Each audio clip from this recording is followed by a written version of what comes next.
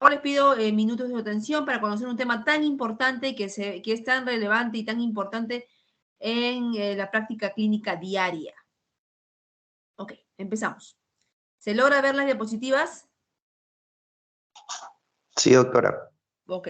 Entonces vamos a empezar con delirium o síndrome confusional del adulto mayor, que es lo mismo, ¿no? En mayores de 65 años, el delirium se presenta. ¿Dónde se presenta más delirium? ¿Dónde creen más?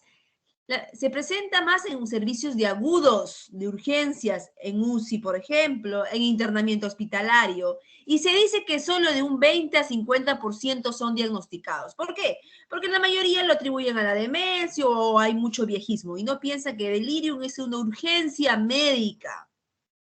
Como les comenté, mientras más agudo sea el cuadro, mayor predominante de delirium vamos a tener. Por ejemplo, dice acá, según este cuadrito, ya que de un 70-87% ingresados a UCI presentan delirium. Importantísimo, ¿verdad? 83% de quienes utilizan cuidados paliativos también lo presentan. O sea, también aparte de los pacientes agudos, también aquellos que están en final de la vida también lo presentan. El delirium o síndrome confusional agudo es un síndrome y como tal puede estar formado por varios síntomas y signos. ¿Ok? Entonces, el delirium o síndrome confusional agudo es un síndrome.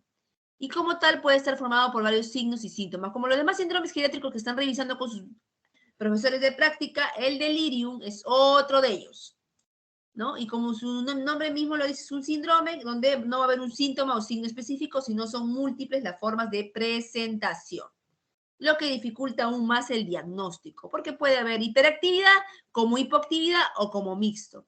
Lo que sí quiero que ustedes puedan marcar es que no más que una enfermedad en sí, porque el delirium no es una enfermedad, representa una complicación de otra enfermedad. O sea, no quiere decir que hay una enfermedad, sino es la complicación de otra enfermedad, que muchas veces pasa desapercibida y que generalmente es la que marca el pronóstico. ¿Qué quiere decir? Que el delirium en sí no es una enfermedad, sino nos avisa que hay otra enfermedad que está siendo desapercibida y que la única manifestación que tiene es el delirio. Por ejemplo, las infecciones, ¿verdad? Por lo que debe ser descubierta y tratada, siendo pues el diagnóstico de delirium, o sea, el diagnóstico etiológico, saber cuál es la causa del delirium, una urgencia médica. ¿Todos hasta ahí, alumnos? Sí, doctora. Ok, muy bien. La clínica pueden ser diferentes. La principal que esa característica es una alteración del estado de conciencia. O sea, es incapaz de responder a estímulos externos o el nivel de alerta, ¿verdad? O si lo hace, generalmente es intermitente. Puede tener niveles de conciencia normales y a las horas alteradas. Eso es algo característico del delirium, a diferencia de la demencia, que es constante. ¿Ok? El nivel de atención es lo más sensible, ¿no? Y acá tenemos las diferentes clínicas, que lo vamos a ir revisando. Las alteraciones conductuales, como la agitación, la inhibición, son características del delirio. Algo muy característico que quiero que marquen es que es de instauración aguda, no hay delirium crónico, delirium agudo, de horas a días. Fluctúa, algo muy característico, como les dije, fluctúa. Puede haber una muy buena reacción, pero en las tardes muy mala. Empeorando sobre todo por la noche, estando hiporreactivo o incluso asintomático durante el día. Puede haber cambios emocionales y emociones inapropiadas y puede haber también acompañándose de cambios autonómicos. Entonces, algo muy importante aquí en esta diapositiva es que de instauración aguda, fluctuante, puede ser agitación o puede haber inhibición también, puede estar hipoactivo, ¿no? Entonces, no necesariamente siempre es el delirium que hemos visto, el hiperactivo. El delirium se caracteriza principalmente por la incapacidad del cerebro, porque el cerebro es incapaz. ¿Quiénes creen que van a tener más delirio? ¿Qué paciente? ¿Qué tipo de adulto mayor, Elías? Los pacientes, doctora, con patología a nivel del cerebro, por ejemplo, los pacientes con Parkinson, puede ser. ¿Ah? Lo de Parkinson, ¿quién más? Especialmente los frágiles. ¿Ya?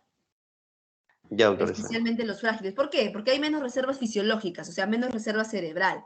Entonces, al haber menos reserva cerebral, eso, entonces no va a acudir, no va a actuar eficazmente ante las demandas que se van a efectuar.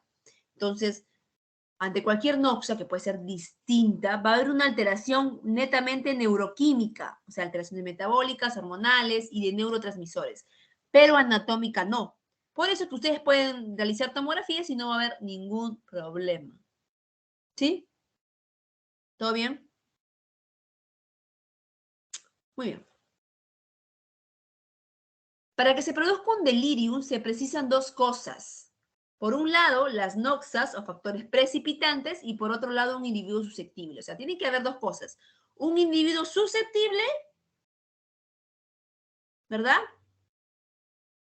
Y por otro lado, un factor precipitante o precipitante, ¿no? O predisponente. O sea, no puede haber sin esos dos motivos. O sea, no se va a dar delirio en una persona que no es susceptible o que no es frágil, que tiene las reservas fisiológicas normales, no se da. No se debería dar, mejor dicho. Ah, bueno, hay casos que sí, ¿no? Pero no se debería dar. Y tiene que haber una noxa, ¿ok? Acuérdense que no todas las personas tienen la misma facilidad para presentar este síndrome. Las hay más o menos resistentes y esa resistencia viene determinada en parte por la reserva cognitiva.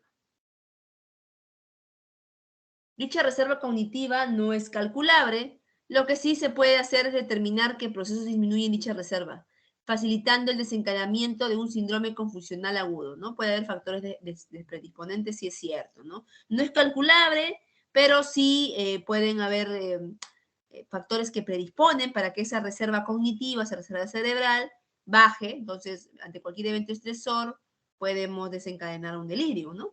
Acá están los factores precipitantes o predisponentes, que es la demencia, o sea, pacientes con demencia son los que van a tener más delirium, enfermedad grave, la edad, mientras mayor edad va a presentar mayor delirium, factor de riesgo vascular, déficit nutricional, alteraciones metabólicas, alcoholismo, déficits sensoriales, los pacientes que disminuyen la visión, los pacientes que no escuchan, ¿no?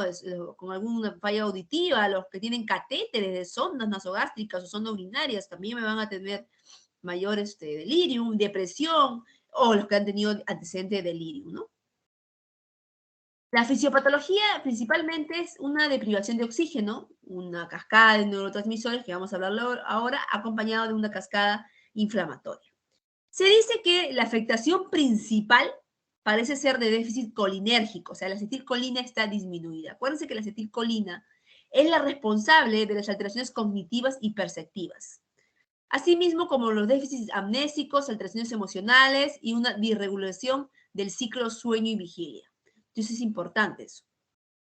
Al verse disminuida, entonces va a tener una déficit en todas estos cambios, ¿no? Esas alteraciones cognitivas. Inversamente a la acetilcolina, la dopamina está hiperfuncionante. O sea, la acetilcolina disminuida y la dopamina hiperfuncionante, siendo responsable de la incapacidad de mantener la atención. Acuérdense que el tratamiento de los neurolépticos principalmente son bloquear receptores dopaminérgicos, algunos estimulando secundariamente la producción de acetilcolina, por lo que son útiles. Bien, chicos. Sí, doctora. Un minuto, chicos, déjame un minuto, un minuto. Voy a contestar un teléfono un ratito.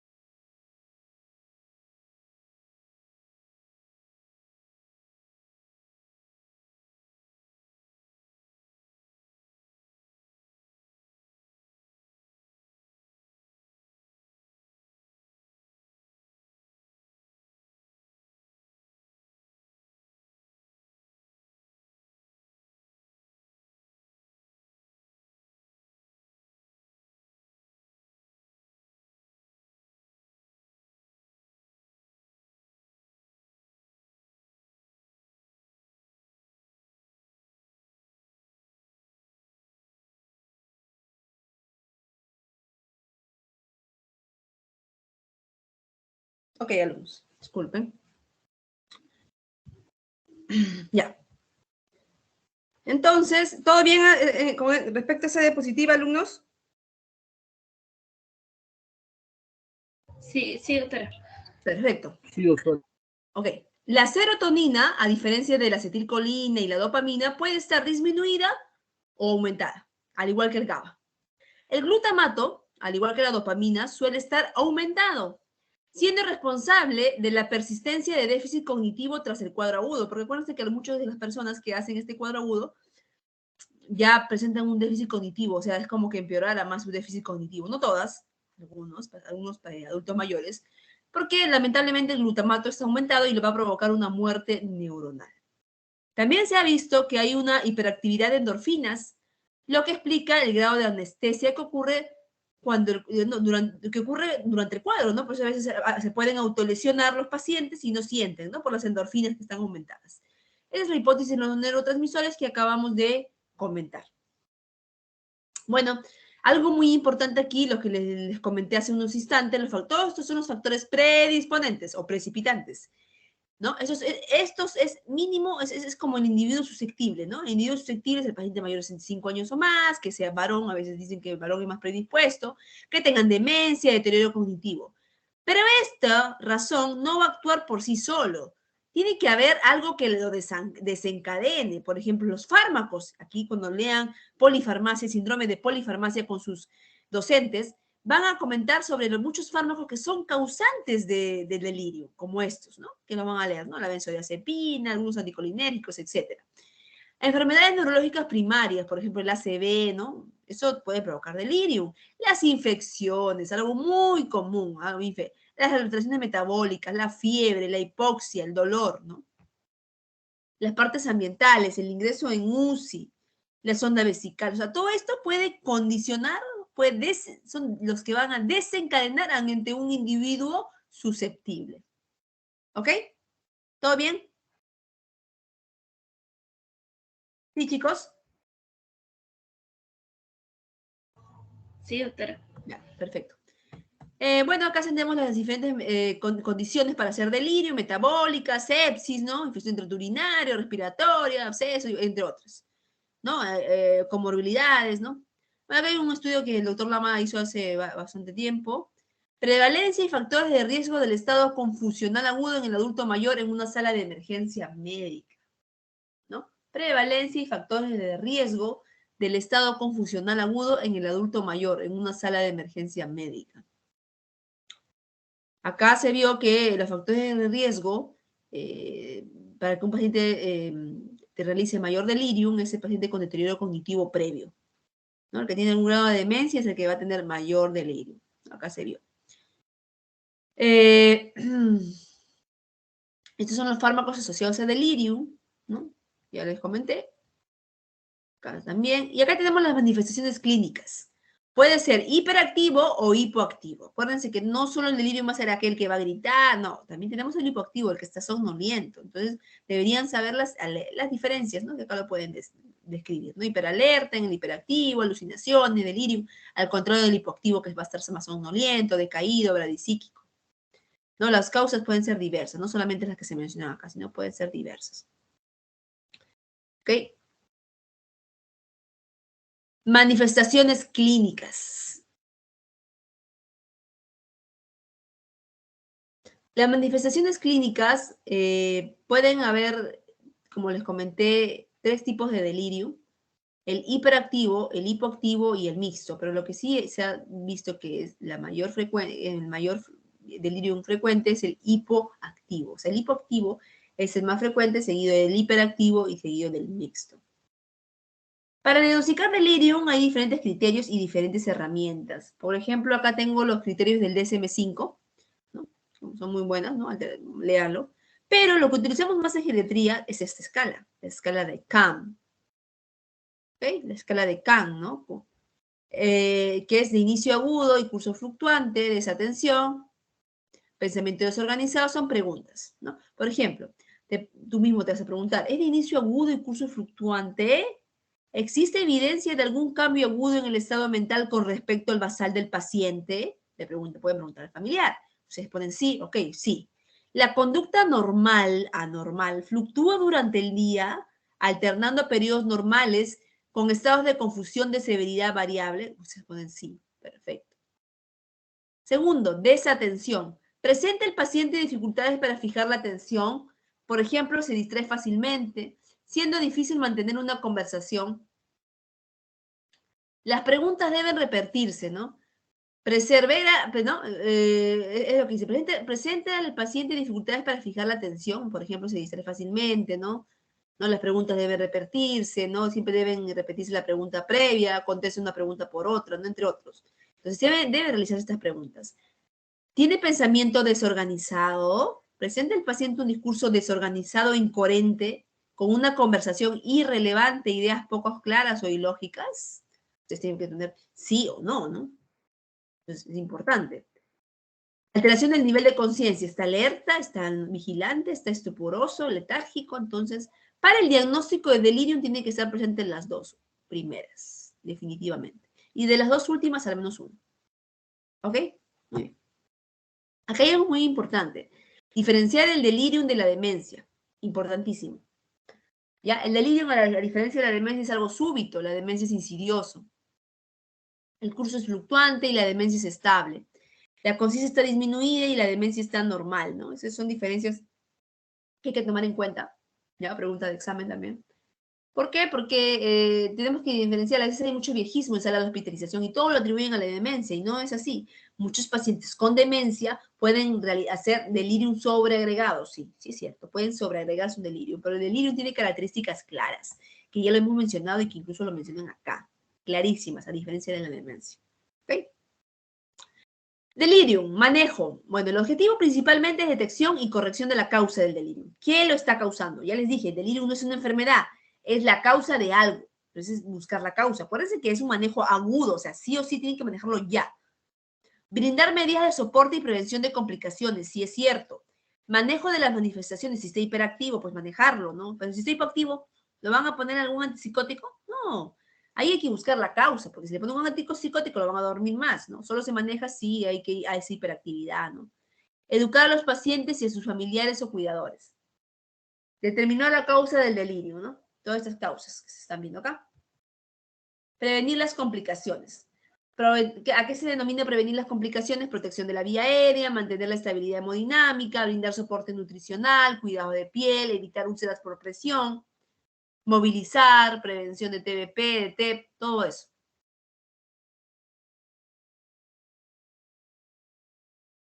Hay manejo no farmacológico y manejo farmacológico. Las medidas no farmacológicas son regular fármacos anticolinérgicos psicoactivos, reorientar al paciente, entre otras.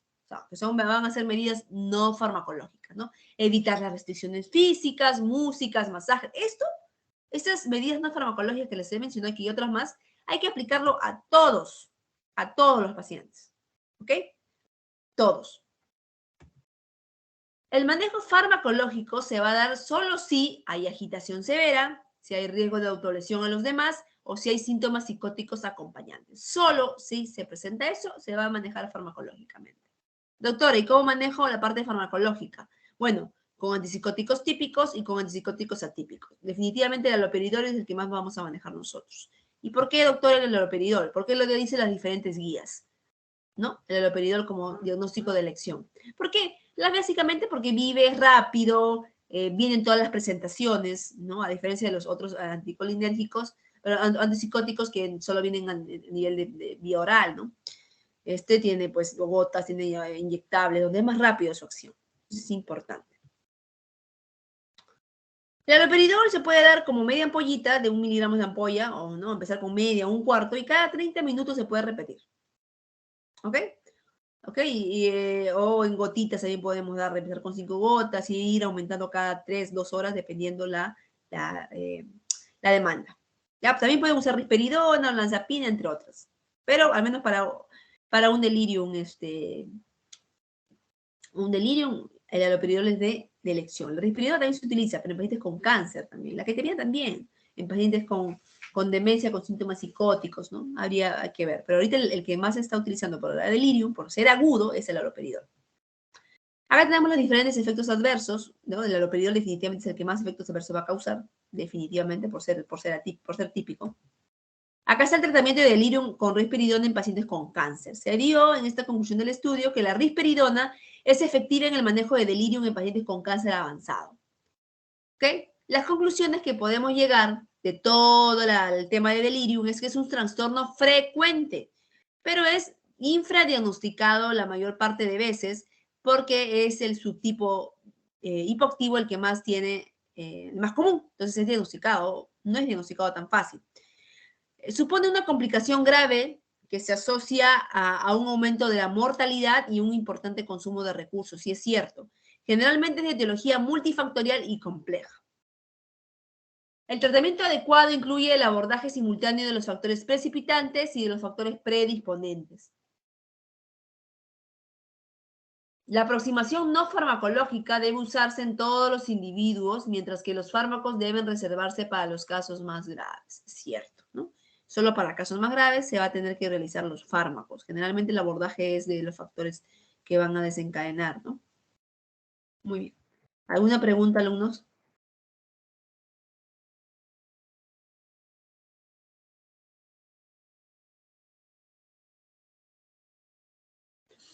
¿Alumnos? ¿Alguna pregunta? No, doctora, sí le entendió. Bien ¿Todo resumido, bien bien? claro. ¿Todo bien, alumnos? ¿Alguna otra pregunta?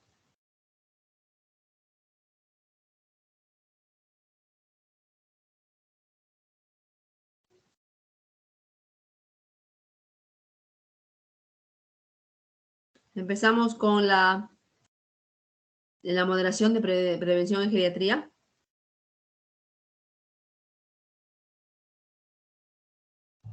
Sí, doctora. Voy a proyectar.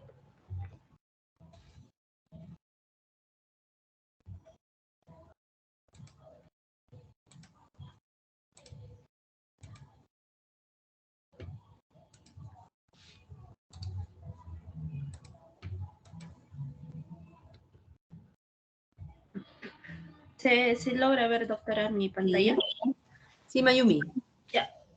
Voy a empezar, doctora. Buenas noches, compañeros. Buenas noches, doctora. El primer seminario que vamos a llegar a tocar va a ser con respecto a la prevención en geriatría.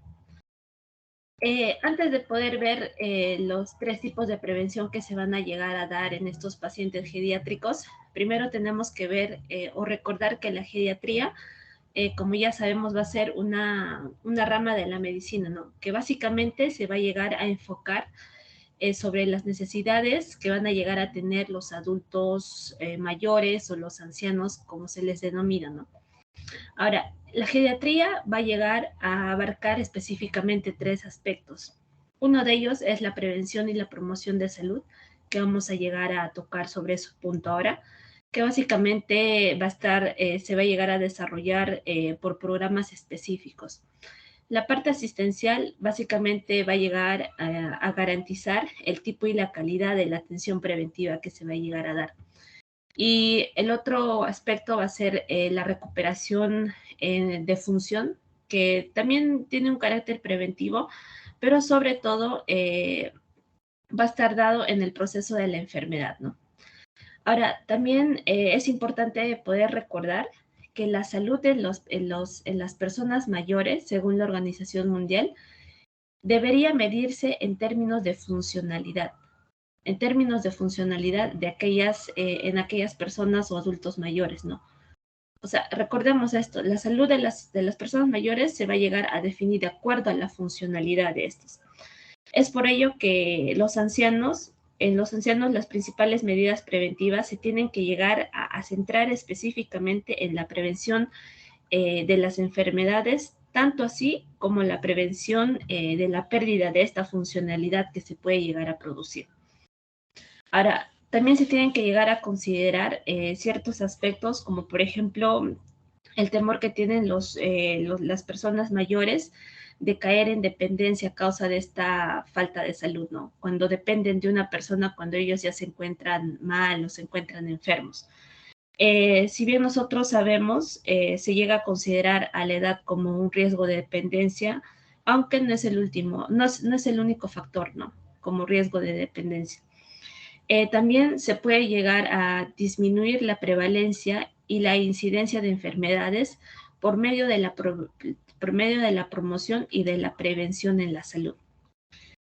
También recordemos que las personas mayores no son iguales todas, o sea, no todas las personas mayores van a ser iguales. Por ende, no todos van a llegar a beneficiarse por igual de las medidas preventivas que se van a llegar a dar. Por ende, de acuerdo a este último punto sobre las personas mayores no son todas iguales, se tiene que entonces tipificar a las personas mayores para poder así especificar el tipo de prevención que se les va a llegar a aplicar.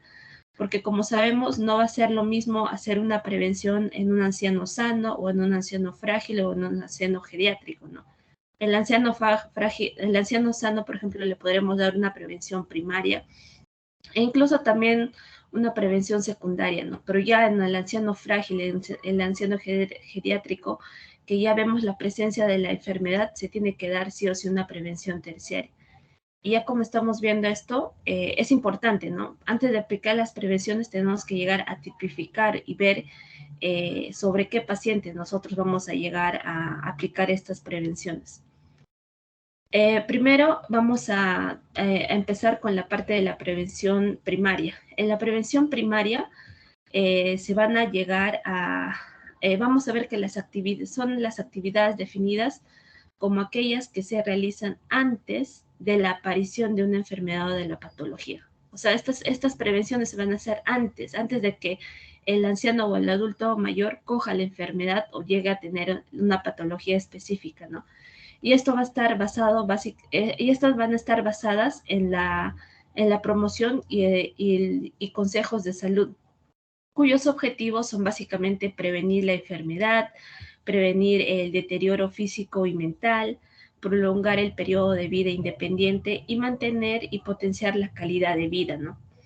Estas recomendaciones van a ser importantes para poder nosotros considerar el desarrollo de un envejecimiento saludable, porque recordemos que el envejecimiento saludable está orientado básicamente a la prevención. También este tipo de prevención no solamente se tiene que llegar a orientar a la parte de la geriatría, ¿no? Sino también que se recomienda que todos los profesionales de cualquier nivel asistencial recomienden esta prevención primaria. Ahora, las medidas que se van a llegar a tomar en cuenta con respecto, lo primero que se van a llegar a dar sobre el ejercicio físico, nosotros sabemos que los adultos mayores, debido o creen que con la edad que tienen, están incapacitados de hacer actividad física, ¿no? Pero eso es totalmente lo contrario. Nosotros sabemos que una inactividad física se ha llegado a asociar a numerosas enfermedades. Estos ejercicios físicos pueden llegar a reducir tanto los riesgos cardiovasculares, la presencia de diabetes mellitus, específicamente el tipo 2, prevención o reducir los riesgos de osteoporosis, la fractura de caderas, la obesidad y también el deterioro funcional por atrofia por desuso. Estas atrofias por desuso básicamente se dan por el sedentarismo, por la edad o por las enfermedades que pueden estar cursando con los pacientes, ¿no? También tenemos que recordar que aquí el ejercicio físico regular es apropiado en los ancianos de cualquier edad. O sea, se tiene que llegar a recomendar el ejercicio físico sí o sí en los ancianos. En las otras medidas con respecto a la conducción de automóviles, vamos a ver que aquí se va a llegar a recomendar a los médicos que los médicos tienen que tener el conocimiento de si el paciente conduce o no conduce. ¿Por qué? Porque este va a llegar, va a estar expuesto a riesgos de lesiones por accidentes de autos que pueden llegar a aumentar con la edad del conductor y específicamente en la edad adulta, ¿no? Curiosamente, se ve que los conductores ancianos tienen menos accidentes que los jóvenes. Si sabemos que que nuestros pacientes ancianos o adultos mayores conducen, se le tiene que siempre aconsejar no usar el cinturón de seguridad, o si es que va a llegar a manejar, tiene que evitar el consumo del alcohol. Con respecto al tabaco, se ha visto que las estadísticas sobre la mortalidad en los ancianos causados por el tabaco está llegando a disminuir, pero aún así se sigue considerando como un factor de riesgo para el desarrollo de patologías, ¿no? Por ejemplo, este está relacionado con el desarrollo de la enfermedad coronarias, las arteriopatías periféricas, la presentación del EPOC, tumores, osteoporosis o un deterioro funcional. Básicamente, si el anciano tiene el hábito de fumar, se ha llegado a considerar como una condición crónica. Por ello, se tiene que hacer un seguimiento a largo plazo. ¿Por qué? ¿Por qué se tiene que hacer este seguimiento? Para poder así evitar las recaídas, y a la vez también se tiene que llegar a brindar métodos para poder así facilitar el abandono del consumo del tabaco, ¿no? Como por ejemplo recomendarle que vaya a terapias de grupo o métodos de sustitución de la nicotina. Con respecto al alcohol, el alcohol va a estar asociado también a patologías que puede llegar a enfermedades, o incluso puede llegar a ocasionar accidentes de tráfico, ocasiona la hipertensión arterial y las arritmias, enfermedades gastrointestinales y también las hepáticas. También puede llegar a conducir a un deterioro cognitivo. Se puede llegar a tener una interacción con múltiples medicamentos, e incluso puede llegar a desarrollar o producir el insomnio en estos pacientes adultos, ¿no? Se va a llegar a recomendar un cribado para poder detectar los problemas del consumo excesivo del alcohol para los adultos por medio de un interrogatorio. Este cuestionario de CAGER es un cuestionario que tiene 4 ítems, ¿no? Que básicamente está estandarizado. Con este cribado, con este cuestionario podemos ver si es que el paciente o no consume o no consume alcohol. Ahora, con respecto a la dieta, nosotros sabemos que el estado nutricional es uno de los factores muy importantes para poder nosotros potenciar el sistema inmunológico del paciente, ¿no? Es por eso que en los ancianos jóvenes se le va a llegar a se le da recomendaciones, así como se le da a la población en general, ¿no? ¿Qué se les recomienda? La reducción del consumo excesivo de grasas, se les recomienda que consuman más cantidad de frutas, de verduras, e incluso se recomienda que consuman alimentos que contengan fibras. Y en los pacientes ya mayores, ¿no? Adultos avanzados, dentro de los 75 y los 80 años, vamos a se tiene que asegurar la nutrición proteica calórica. Aquí en la dieta se recalca sobre los suplementos dietéticos que aún no tienen resultados concluyentes de que si son recomendables o no. Lo mismo pasa con los suplementos vitamínicos, ¿no? No se recomienda mucho. Básicamente se va a llegar a recomendar el consumo de los alimentos, ¿no? Que básicamente todas las vitaminas o todo lo que tienen en esos suplementos están en los alimentos. Con respecto a las vacunas, vamos a ver aquí las vacunas antigripales. Esto básicamente va a estar aplicado contra el virus de la influenza, que es el principal responsable de importantes morbimortalidades en los ancianos, sobre todo en aquellos que van a llegar a tener ya patologías crónicas, tanto respiratorias o cardíacas. La vacunación básicamente es anual en personas mayores a los 65 años. Dentro de las vacunas también vemos el antineumococo, que va a estar dado contra el neumococo, que es uno de los agentes etiológicos más importantes entre las neumonías extrahospitalarias y también en las meningitis en los adultos, ¿no? Esta vacuna también se puede llegar a aplicar o administrar a la misma vez que la vacuna antigripal, pero obviamente en zonas diferentes del cuerpo, ¿no? se va a llegar a recomendar la vacunación después de los 65 años, aquellos que van a llegar a tener básicamente factores de riesgo. Y la vacuna antitetánica, sabemos que la vacuna, el tétano va a ser una enfermedad que va a ser poco frecuente en los países desarrollados, pero se ha visto que un 50% de los casos se está dándose en los ancianos.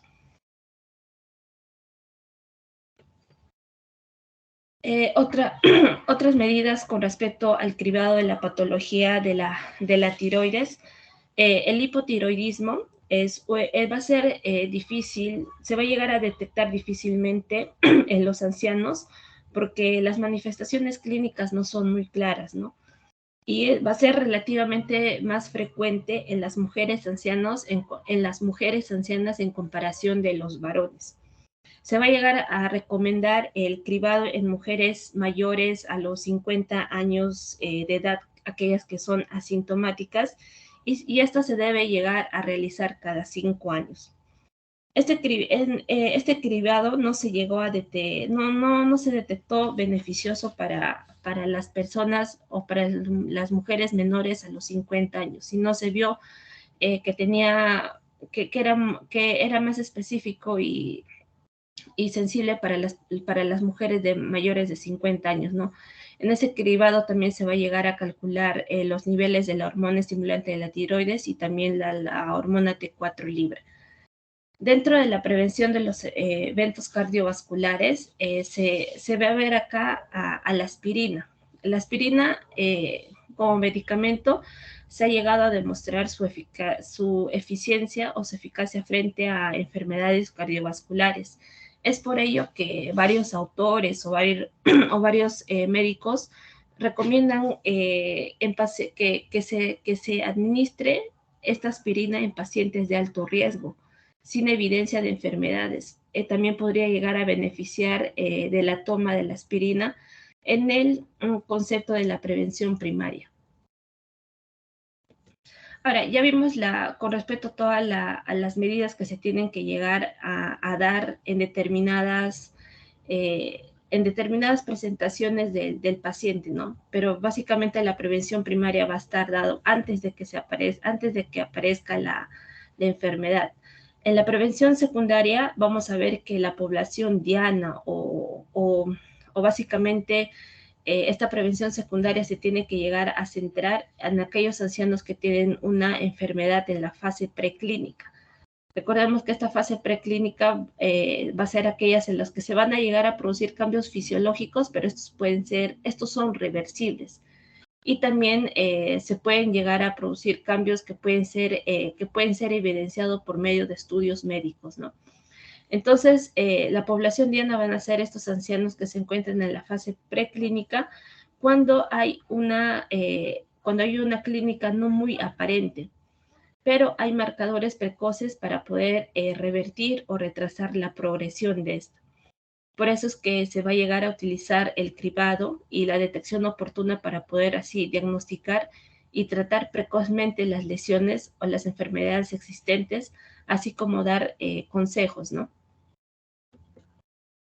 Ahora, las medidas que se van a llegar a tomar en esta prevención secundaria con respecto a la parte con respecto a la patología osteomuscular, vamos a ver que esta patología osteomuscular van a llegar a presentarse básicamente de dos formas, ¿no? Tanto las artrosis como las osteoporosis. Las artrosis, esta patología básicamente va a estar asociado al dolor, al deterioro funcional y al confinamiento domiciliario que va a tener el paciente. Dentro de las medidas preventivas se recomienda medidas como la educación, el ejercicio físico, el uso de ortesis, que son estos aparatos, también el alivio del dolor, la cirugía. Y estos han llegado a demostrar una mejoría significativa de la incapacidad en estos pacientes, ¿no?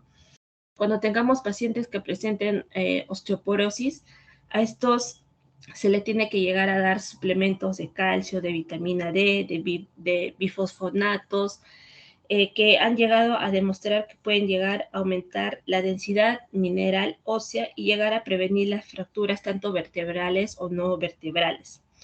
Todas estas medidas que se están llegando a mencionar, estas medidas van a llegar a prevenir básicamente van a llegar a prevenir las caídas, ¿no? Que en estos pacientes adultos mayores son muy dañinas a largo plazo. Dentro de la patología sensorial, vamos a ver que tanto la patología auditiva y visual van a ser frecuentemente incapacitantes en estos pacientes ancianos. Vamos a ver que la hipoacusia, que la causa más frecuente de la hipoacusia va a ser la presbiacusia, que va a ser la pérdida de la audición, sobre todo en las frecuencias altas. Dentro de la prevención se pueden llegar a hacer maniobras de screening en todos los ancianos, iniciadas por una simple pregunta sobre si tiene alguna dificultad para escuchar, o si escucha o no escucha. También se puede llegar a recomendar al paciente por el uso de dispositivos que pueden llegar a mejorar la audición, la otoscopia, que nos va a permitir explorar el oído del paciente, ¿no? Y también la irrigación del conducto auditivo. Esta otoscopia también nos puede llegar a permitir ver, a veces ver que el paciente tiene cerumen en el oído y eso es lo que permite que no escuche, ¿no? Dentro del déficit visual, van a haber distintas causas, ¿no? Puede haber causas de presbicia, de catarata, de glaucomas, de retinopatías diabéticas y también una degeneración macular senil. Dentro de las prevenciones vamos a ver el test de Snell, el examen de fondo de ojos para poder ver si es que, para poder detectar precozmente una degeneración macular senil, y también dentro de las intervenciones dentro de las quirúrgicas, en las cirugías de las cataratas. Frente a la depresión, vamos a ver que la presencia de síntomas depresivos ha sido identificada en diversos estudios como un factor de riesgo en la aparición de incapacidad en estos pacientes, ¿no? A estos se les tiene que hacer un screening de depresión. En el deterioro cognitivo y demencia se recomienda que se pregunte rutinariamente, constantemente a todos los ancianos por cambios en el estado funcional y mental que pueden llegar a tener.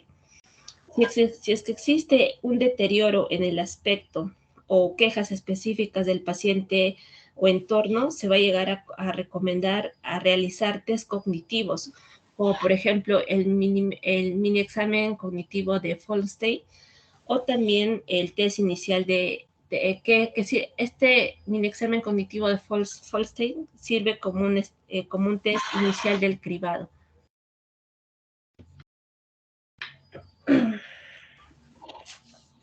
Ahora, con respecto al cribado del cáncer, vamos a ver que el cáncer de mama, la incidencia de este cáncer de mama va a aumentar con respecto a la edad.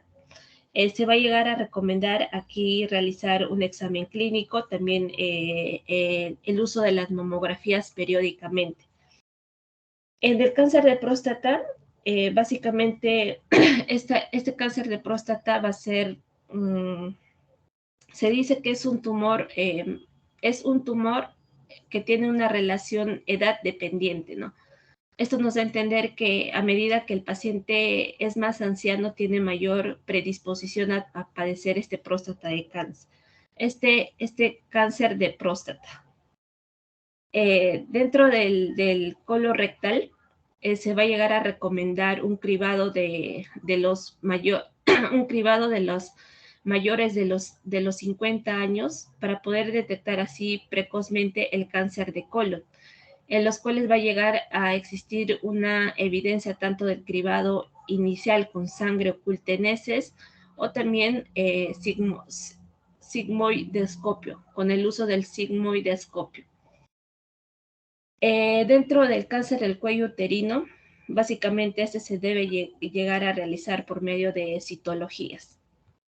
En el cribado de diabetes, según la Asociación Diabética, según la American Diabetes Association, Recomienda el cribado cada 3 años con una glucemia plasmática en ayunas en personas con riesgo elevado de desarrollar diabetes mellitus tipo 2.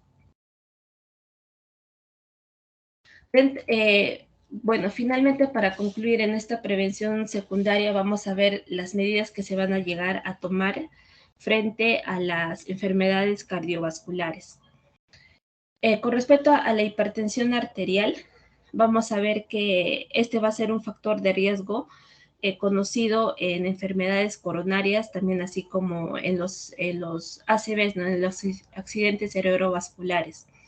Se va a llegar a recomendar a todas aquellas personas mayores de 65 años que se deberían de llegar a medir la presión arterial en cada consulta médica al menos una vez al año.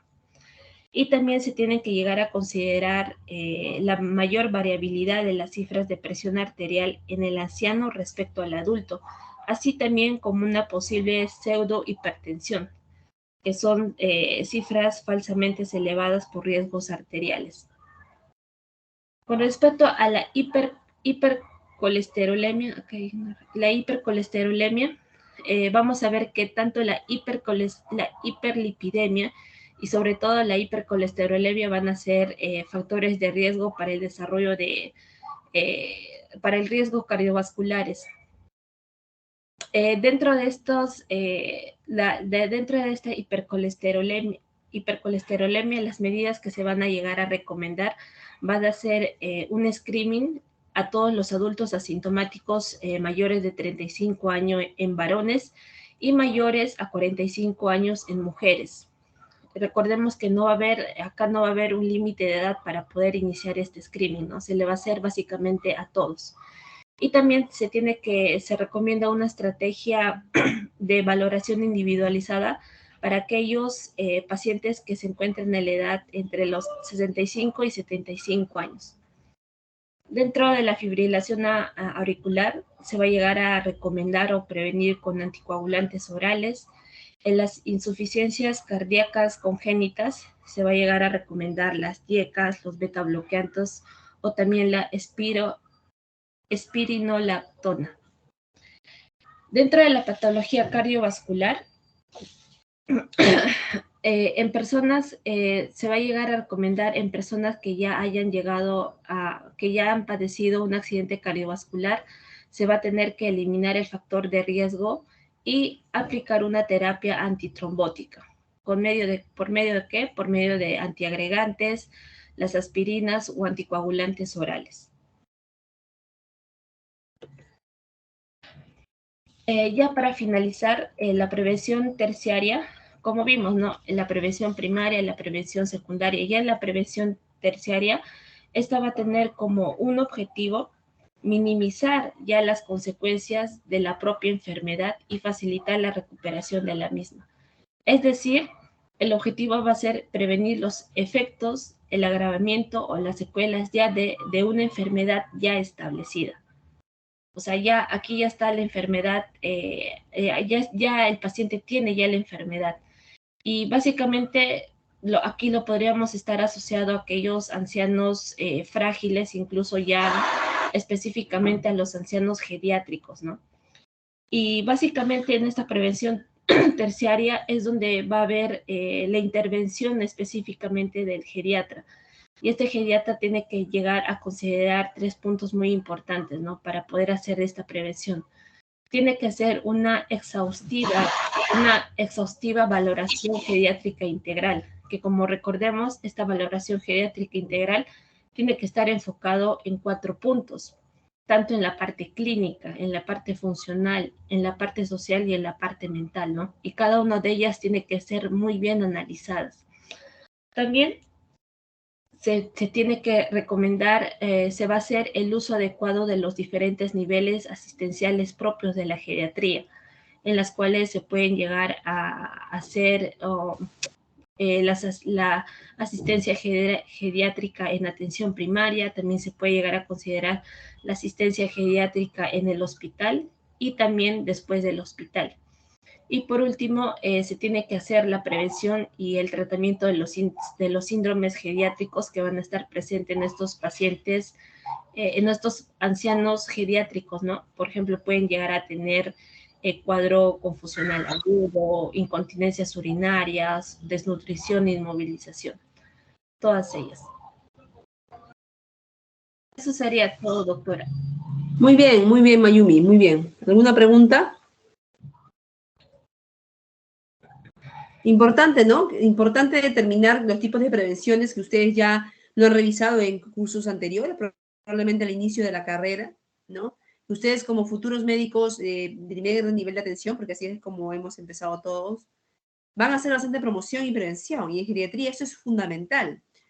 Como les comenté, ¿no? En la primera clase, incluso el doctor Sánchez les ha comentado, el adulto mayor, aquí lo importante es la prevención, porque ellos ya la prevención, la prevención primaria y sobre todo la primaria, ¿no? Porque la secundaria y la terciaria es mucho más difícil de realizar a veces, pero sí la promoción y la prevención primaria, ¿no? Incluso la secundaria de etapas muy tempranas, ¿no? Para poder revertir el daño que pueda ocasionar dicha o tal enfermedad o síndrome geriátrico, ¿no? Para eso actualmente ya tenemos las vacunas, ¿no? Que es un claro ejemplo de prevención primaria. ¿Verdad? Incluso la vacuna del coronavirus tenemos ahora ya actualmente para poder prevenir, ¿no? También la secundaria, ¿no? Tenemos lo que ya nos ha comentado Mayumi, ¿no? La mamografía, entre otros tipos de screening, ¿no? Y entre otras formas. Entonces, lo importante aquí en geriatría, y como lo hemos hablado en delirium, ¿ha visto, no? Bueno, en delirium hemos hablado de la terapia no farmacológica, ¿no? Probablemente si ya tenemos un individuo susceptible y prevenimos que este paciente no tenga delirium, porque al final, como les comenté en la clase, tiene que haber un individuo susceptible y una anoxia, ¿no? Pero podemos iniciar prevención porque ya lo conocemos, ¿verdad? Entonces, qué importante es hacer prevención en cada síndrome geriátrico. Y la prevención en geriatría es básica para poder ustedes intervenir con los diferentes tipos de patologías en el adulto mayor. ¿Alguna pregunta, chicos? Para Mayumi, para su compañera.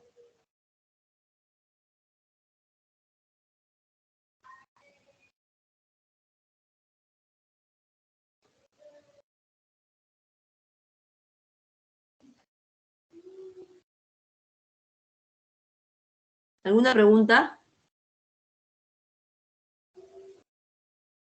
Doctora, más que nada un aporte, en la mañana justamente en la práctica habíamos visto esto de prevención. Yo lo había mencionado bastante en el síndrome de caídas, la parte Sí. preventiva, de acuerdo a los factores intrínsecos. La parte preventiva era como que muy importante, ¿no? La había también, como mencionó la compañera, la primaria, la secundaria, la terciaria, ¿no? Y sobre todo, bien expuesto la parte de la prevención con respecto a educación, lo que mencionó la compañera me gustó.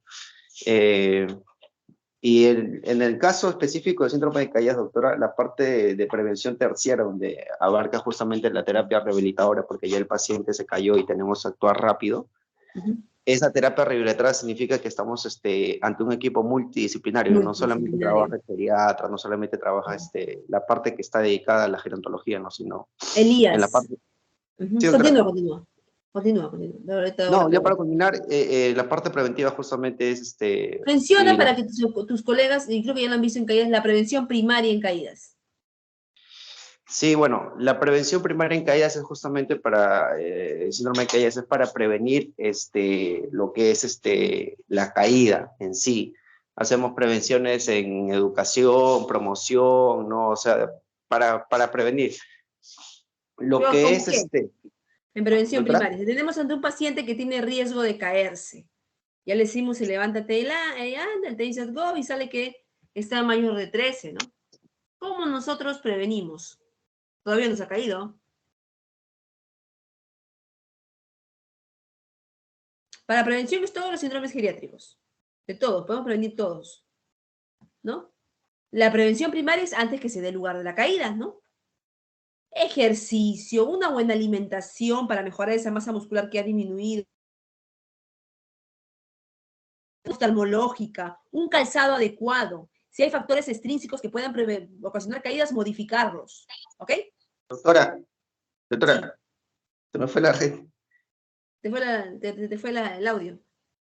Doctora, ¿me logra escuchar? No, sí, había salido de la reunión, no sé por qué pasó, se me botó Ya, la reunión. sí, Elías. Allá, estaba en la revisión primaria, ¿no, doctora? Lo que me dijo cómo nosotros podemos prevenir, ¿no? ¿Es Exacto. eso? Sí, Bueno, con respecto a la prevención primaria, como había mencionado ya la definición, lo que podemos hacer justamente es educar, disminuir de factores de riesgo, por ejemplo, aporte de líquidos, ejercicio, como la compañera también había mencionado, ¿no? La revisión oftalmológica del paciente, ¿no? Como es el caso del riesgo de caídas, que justamente la revisión oftalmológica, porque puede ser un factor intrínseco del paciente para que haga síndrome de caídas, ¿no? Y también, como había mencionado también en la mañana, los factores de riesgo con respecto al domicilio, ¿no? El paciente tiende a caerse bastante en lo que es el cuarto, el propio cuarto del paciente, entonces hay que hacer algunas revisiones con respecto a eso, ¿no, doctora? ok. Muy bien, Elías, muy bien tu aporte. Y así vamos a tratar de que revisen todos los síndromes geriátricos alumnos y analicen la prevención en cada nivel, ¿no?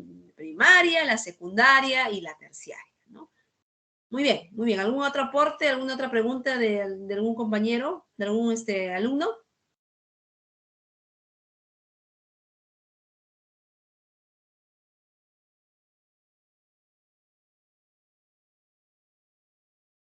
¿Delegado? No, doctora. Ok, damos por finalizada la práctica. Hay una lectura en mi carpeta de prevención que van a complementar con la exposición de su compañera Mayumi. ¿Ok? Nos estamos viendo. Hasta la próxima teoría. Un gusto. Gracias, doctora. Gracias. Gracias a ustedes.